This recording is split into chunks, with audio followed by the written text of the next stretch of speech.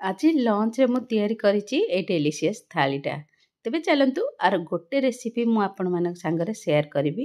ए रेसिपीटा को तो आम आड़े नॉर्मली कहंती चिंगुड़ी चड़चड़ी बा चिंगुड़ी जुकुजुकिया जहाँ भी आपण माने कहि परिबे। ता संगरे एठी बनिछि रोही माछर झोल। तेबे चलंतु देखिबा। तो छोट छोट चिंगुड़ी को प्रथमे आमे भल भाबरे भाजी नबा। नॉर्मली 7 रु 10 मिनिट भितर एटा रेडी हे जिवो। तापरे सेही सेम कड़ाई रे आमे अल्प टिके तेल पकेई दबा। तापरे अल्प टिके पियाज और टमाटो को भाजी दबा।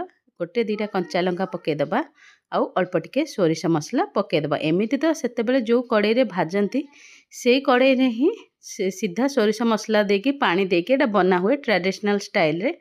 किंतु मु आजिरा स्टाइल रे टिके बनाउछि। तापरे काश्मीरी लाल मिर्च पाउडर पके देछि। पानी ऐड कर दबा। पानीटा फुटी आसिला परे आमे चिंगुड़ी को सेथिरे ऐड कर दबा। चिंगुड़ी को ऐड करी आउ 10 रु 15 मिनिट कुक करिबा। देहटा टिके भल नथि पार मु रेगुलर वीडियो अपलोड करि पारुनी। बहुत ठंडा हो जाय मते आपण माने वॉइस रो जानि पारुथिबे। तापर जेमती देखिबे पानीटा मरी आसलानी एमती एटा को हम पटे कहंदी जुक जुक हे आसीबा माने झोल रहिबनी। तो एमिति कंडीशन को आसिले आमे याकू बे गैस को बंद कर दबा। आ सब जिंस सर्व करि नबा। आ थाली रे मोर आज अछि माछ झोल रोही माछ झोल। रोही माछटा आलू पड़िकी झोल होईची।